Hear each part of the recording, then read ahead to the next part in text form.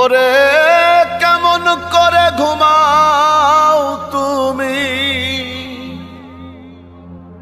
কেমন করে ঘুমাও তুমি ফজর করে কাজা।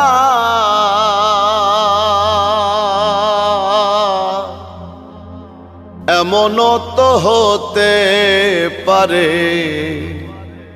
জোহরে জানাজা তোমার, এমনও তো হতে পারে জোহরে জানাজা। মুসলিম হয় না জন্ম নিলেই মুসলমানের ঘরে, কাফের মুমিন তফাতটা হয় সালাতের উপরে। হে